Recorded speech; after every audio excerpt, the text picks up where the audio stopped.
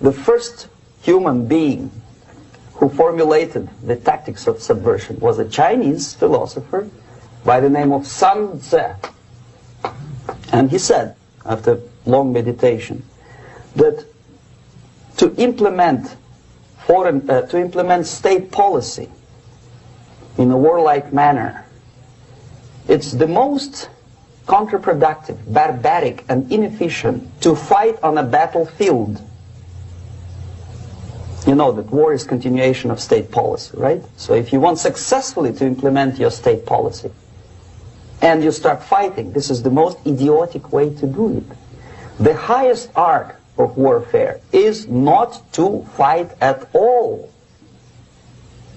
but to subvert anything of value in the country of your enemy, until such time that the perception of reality of your enemy is screwed up to such an extent that he does not perceive you as an enemy, and that your system, your civilization, and your ambitions look to your enemy as an alternative, if not desirable, then at least feasible.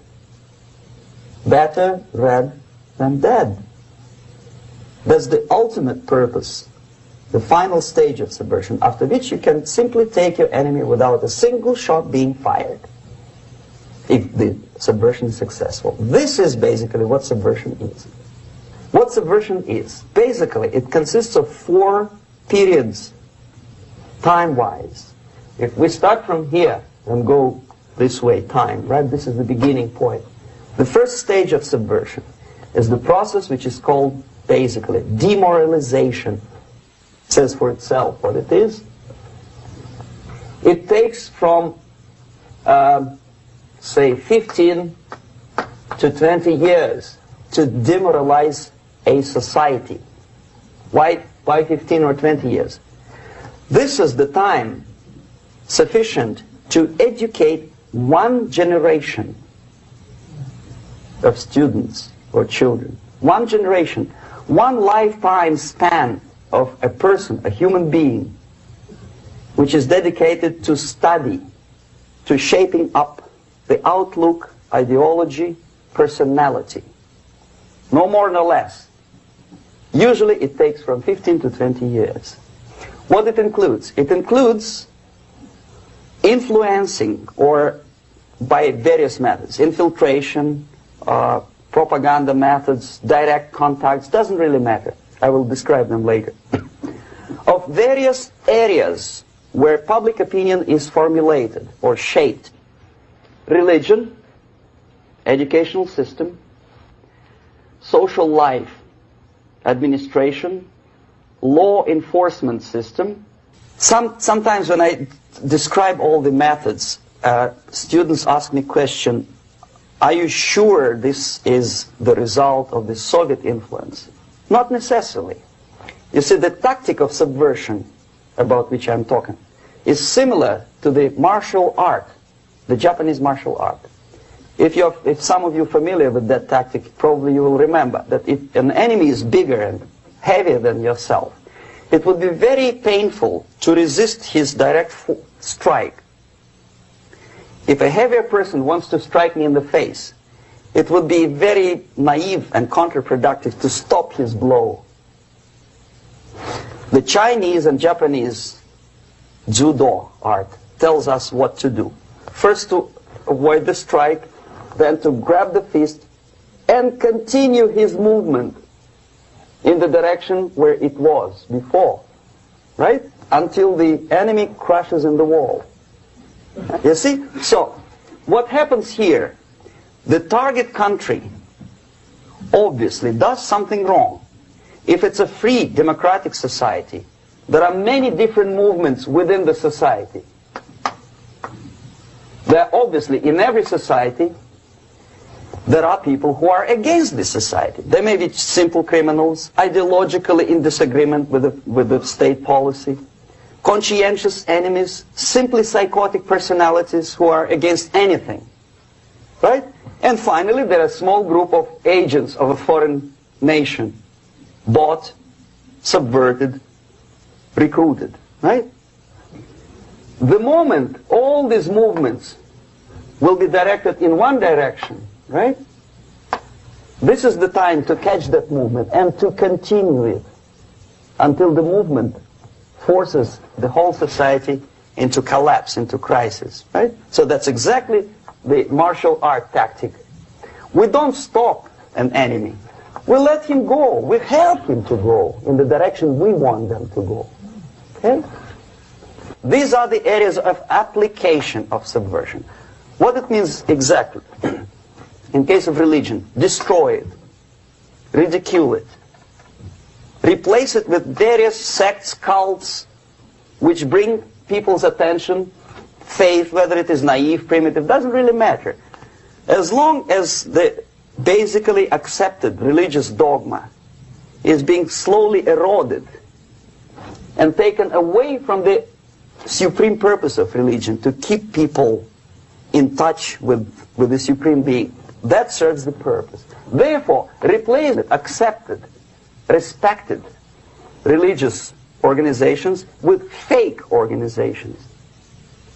Distract people's attention from the real faith and attract them to various different faiths. Education. Distract them from learning something which is constructive, pragmatic, efficient. Instead of mathematics, physics, foreign languages, chemistry, teach them history of urban warfare, natural food, home economy, your sexuality, anything, as long as it takes you away. Okay? Social life. Replace traditionally established institutions and organizations with fake organizations. Take away the initiative from people. Take away the responsibility from naturally established links between individuals, group of individuals, and society at large, and replace them with artificially, bureaucratically controlled bodies. Instead of social life and friendship between neighbors, establish social workers institutions. People who are on payroll of whom? Society? No. Bureaucracy. Power structure. Okay. The natural bodies of administration, which are traditionally either elected by people at large or appointed by elected leaders of society, are being actively substituted by artificial bodies. The bodies of people, groups of people, whom nobody elected.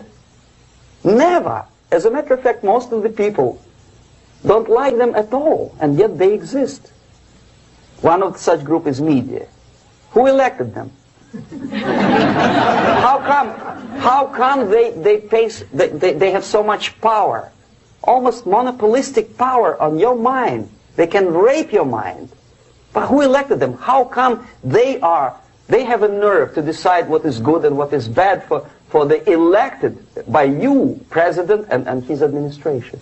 Who the hell are they? Power structure slowly is eroded by the bodies and groups of people who do not have neither qualification nor the will of people to keep them in power, and yet they do have power. The next step is destabilization.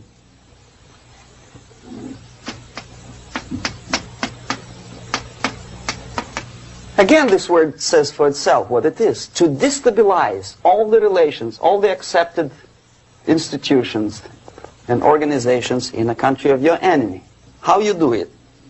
You don't have to send a battalion of KGB agents to blow up bridges. No. You let them do it themselves. Here it's radicalization. On the stage of destabilization, we cannot come to compromise even within a family. The husband and wife couldn't figure out which is better. Husband wants his kids to eat at the table, and wife wants a child to roam around the room and drop food all over the floor. They cannot come to compromise unless they start a fight. It's impossible to reach a compromise, constructive compromise between neighbors. This stabilization process usually leads directly to the process of crisis.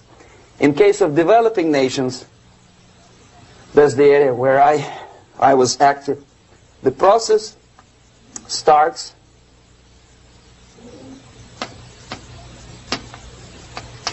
when the legitimate bodies of power, the social structure collapse, it cannot function anymore. So instead, we have artificial's body injected into society, such as non-elected committees. You remember I was talking about them here. Social workers who are not elected by people, media who are self-appointed rulers of your opinion, some strange groups which claim that they know how to lead society forward. They don't usually. All they care is how to collect donations and sell their own concocted ideology, mixture of religion and ideology. Here, we have all this artificial's body claiming power. If the power is denied to them, they take it by force. In case of Iran, for example, all of a sudden we have revolutionary committees. What kind of revolution? There was no revolution yet, and yet they had the committees. They were taking power of judgment. They had the power of execution, they had the power of legislation, and that they had the power of judicial. All of them combined in one person, who is half-baked intellectual, sometimes graduated from Harvard University or Berkeley. He comes back to his country and he thinks that he knows the answer to all the social, economical problems. Okay? Crisis is when society cannot function any more productively. It collapses, obviously. That's the word for crisis. Could be stopped right here, both as an expert and as an impert. And that takes one step, one very important thing to do. You don't have to expel all the KGB agents from Washington, D.C. The most difficult and at the same time the simplest answer to the subversion is to start it here and even before. By bringing back the society to religion. Something that you cannot touch and eat and put on yourself, but something that rules society and makes it move and preserve it. So the answer to ideological subversion, strangely enough, is very simple. You don't have to shoot people, you don't have to aim missiles and Pershings and cruise missiles at Andropov's headquarters. You simply have to have faith and prevent subversion. In other words, not to be a victim of subversion. Don't try to be a person who in judo is trying to smash your enemy and being caught by your hand. Don't strike like that. Strike with the power of your spirit and moral superiority. If you don't have that power, it's high time to develop it. And that's the only answer.